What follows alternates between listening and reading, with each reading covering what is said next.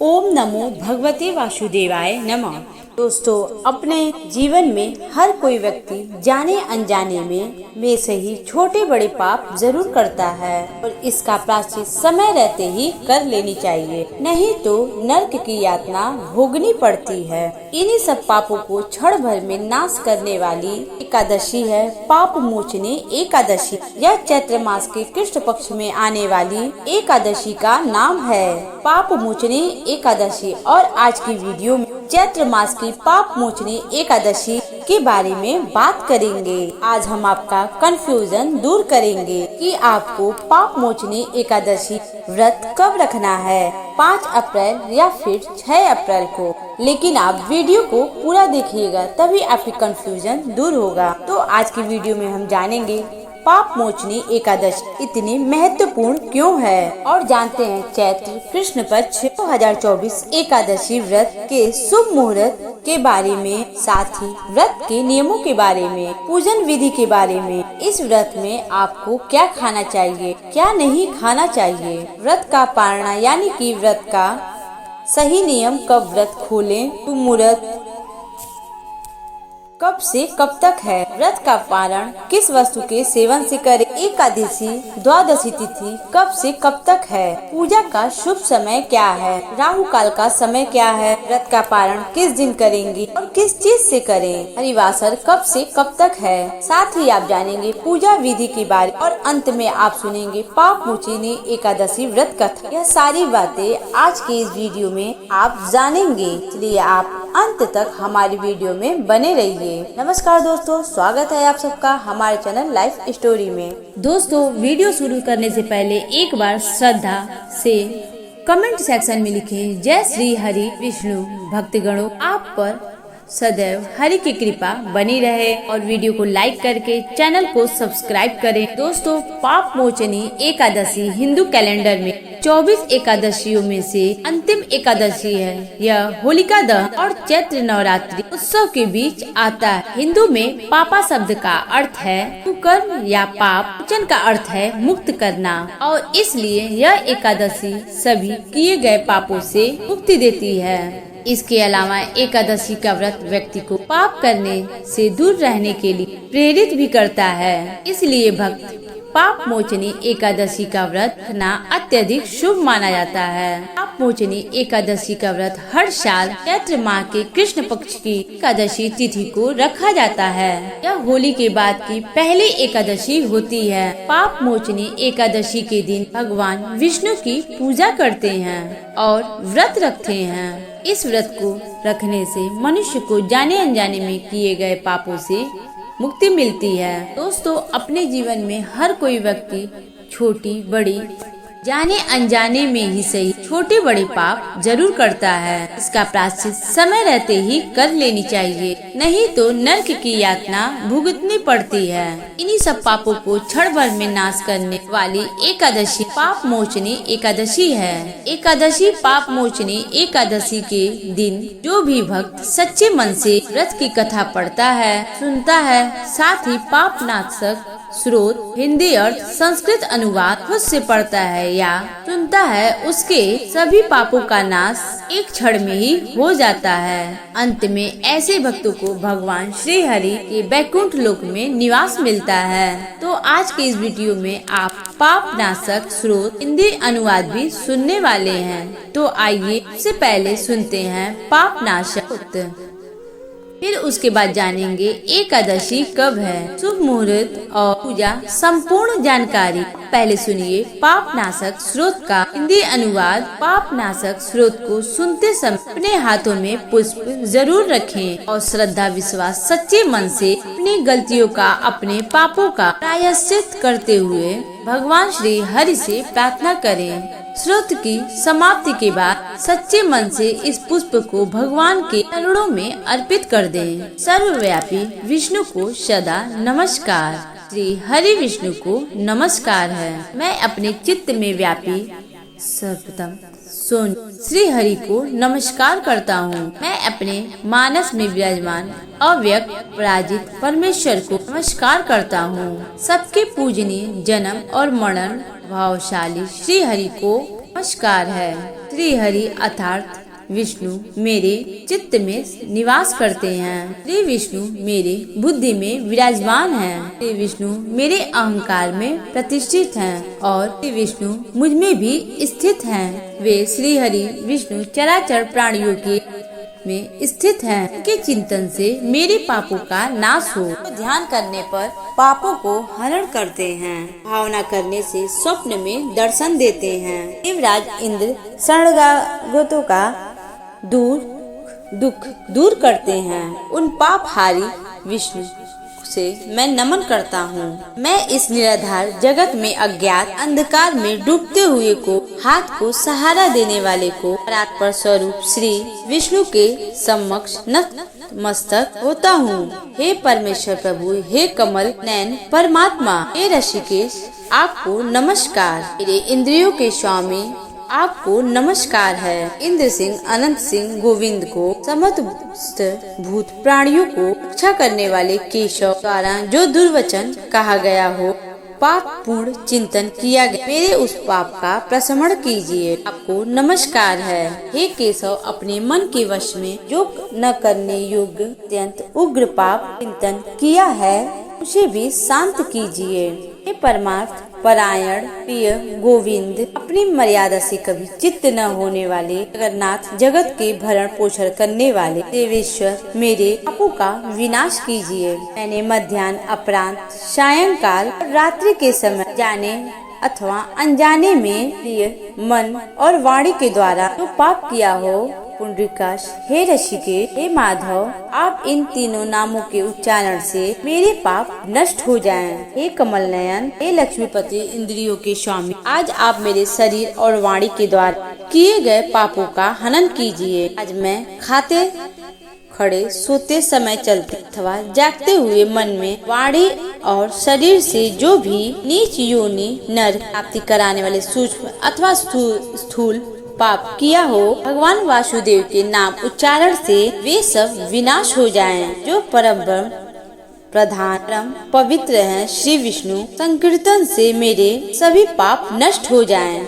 जिसको प्राप्त होकर ज्ञानी लौटकर नहीं आते हैं, वो गंध स्पर्श आदि तन मात्राओं से रहित विष्णु का वह परम पद मेरे संपूर्ण पापों का श्रवण करे। जो भी मनुष्य पाप मोचने एकादशी के दिन श्रद्धा पूर्वक इस स्रोत का प्रथम अध्याय श्रवण करता है, वह शरीर, मन, वाणी अथवा समस्त पापों से छूट जाता है और समस्त पाप ग्रहों से मुक्त होकर भगवान श्री हरि के परम पद प्राप्त हो जाता है। अब रसपान कीजिए पाप मोचनी एकादशी व्रत कथा।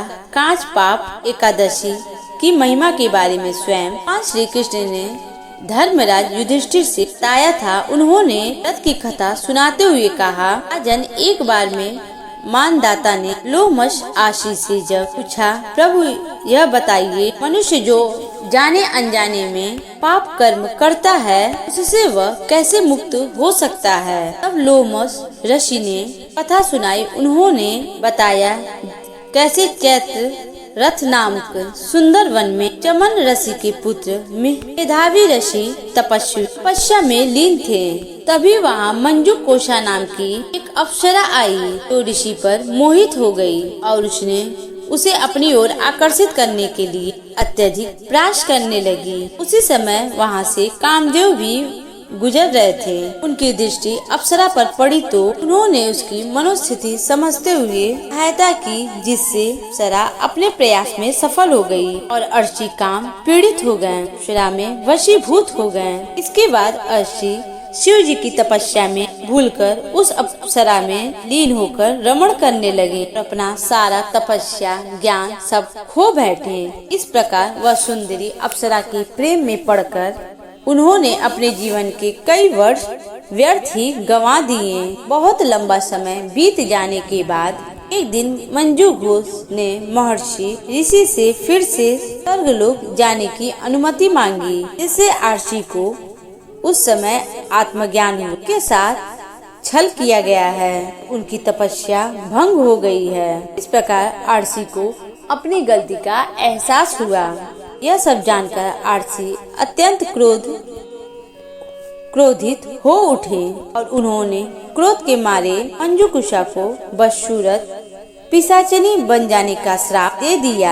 इस प्रकार अपना सुंदर रूप खोकर अप्सरा अब अपनी गलती का प्रायश्चित करने लगी। उसे अपनी गलती पर पछतावा हो रहा था। अब आरसी के चरणों में गिर गई और क्षमा मांगने लगी। कई प्रयासों के बाद आरसी ने अपना क्रोध त्याग कर उसे चैत्र मास के कृष्ण पक्ष की एकादशी तिथि के दिन आने वाले इस व्रत के बारे में बताते हुए कहा, यदि अगर अनुष्ठानों का पालन करके तुम पूरे विधि विधान से इस व्रत को रखोगी, तुम्हें इस श्राप से भी मुक्ति मिल जाएगी। मंजू घोष ने ऋषि द्वारा बताए गए से पाप मोचनी एकादशी को श्रद्धा पूर्वक पूर्ण विश्वास के साथ नियमों का पालन करते हुए व्रत किया, जिससे उसका खोया हुआ रूप और सौंदर्य वापस मिल गया और वह ऋषि को धन्यवाद देती हुई वापस अपने स्वर्ग लोक को स्थान कर गई।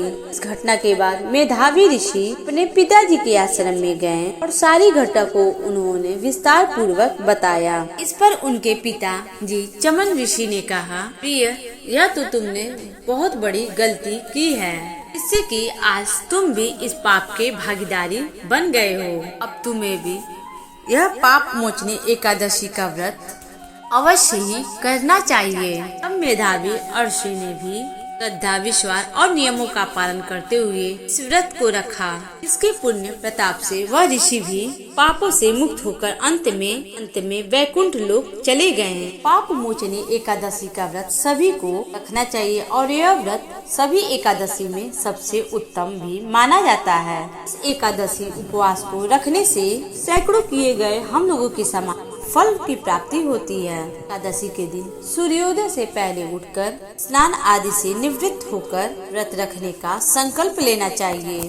फिर भगवान विष्णु का पूजन करते समय हो सके तो अन्न और जल का दोनों का ही त्याग करें। संकल्प लेकर व्रत का पालन करें। यदि अन्न और जल त्याग कर व्रत रखने के लिए सामर्थ्य न हो, ऐसे में केवल आप अन्न का त्याग करके फलाहार व्रत रखें। इस उपवास में आज दिन भर निराहार रहा जाता है। रात को भी निराहार ही रहना चाहिए। यदि आप निराहार नहीं रह पाते हैं तो शाम की पूजा करके फलाहार कर सकते हैं और अगले दिन सुबह यानी कि द्वादशी तिथि को शुभ मुहूर्त में को व्रत का पालना यानी कि एकादशी का उपवास खोलना चाहिए। एकादशी नियमों के अनुसार व्रत का पालना करने से पहले अपने सामर्थ्य के अनुसार किसी जरूरतमंद को कुछ न कुछ दान देने के बाद यह व्रत खोला जाता है। आइए जानते हैं पाप मोचनी एकादशी कब से कब तक है, का पालना कब करें। लेकिन उससे पहले अगर आपने हमारे चैनल को सब्सक्राइब नहीं किया है तो चैनल को तुरंत सब्सक्राइब करें और अगर वीडियो लाइक नहीं किया है तो वीडियो को जल्द से लाइक कर लें। दोस्तों, इस बार साल 2024 में 5 अप्रैल शुक्रवार के दिन पाप मोचनी एकादशी का व्रत यानी कि उपवास किया जाएगा। इस दिन सभी वैष्णव संप्रदाय लोग या कौन से जुड़े हुए लोग भी व्रत रखेंगे। एकादशी तिथि प्रारंभ होगी गुरुवार शाम 4:14 से 5 अप्रैल दोपहर 1:29 तक रहेगी। उदया तिथि के अनुसार पाप मोचनी एकादशी 5 अप्रैल यानी कि दिन शुक्रवार को रखा जाएगा। एकादशी तिथि प्रारंभ होगी 5 अप्रैल दोपहर 1:29 से समाप्ति होगी 6 अप्रैल व 10:19 पर। 6 अप्रैल शनिवार को सूर्योदय सुबह 6:18 पर होगा। सूर्यास्त का समय 6:40 पर होगा। राहु काल सुबह 9:14 बजे से लेकर 10:29 तक रहेगा। राहु काल के समय में कोई भी शुभ कार्य करने से बचना चाहिए। आप एकादशी का उपवास जब भी रखते हैं उससे ठीक एक दिन पहले यानी कि 10वीं तिथि को और नियमों का पालन करते हुए तुलसी पत्र तोड़ लेनी चाहिए। तुलसी जी में जल भी अर्पित करना चाहिए। एकादशी उपवास के दिन तुलसी जी में कभी भी जल अर्पित नहीं किया जाता है। एकादशी के दिन तुलसी पत्र तोड़े जाते हैं। भगवान विष्णु के भोग में तुलसी जरूर अर्पित किए जाते हैं, इसलिए आप 10वीं तिथि को ही हर हाल में तुलसी पत्र तोड़कर रख लें। पाप मोचनी एकादशी 2024 में पारण का समय लोग 5 अप्रैल को पाप मोचनी एकादशी व्रत रखेंगे। अगले दिन 6 अप्रैल को स्नान करके सुबह और दान के बाद पारण करेंगे। इस दिन पारण का समय सुबह 6:05 से सुबह 8:37 तक है। समय में आपको व्रत का पारण कर लेना है।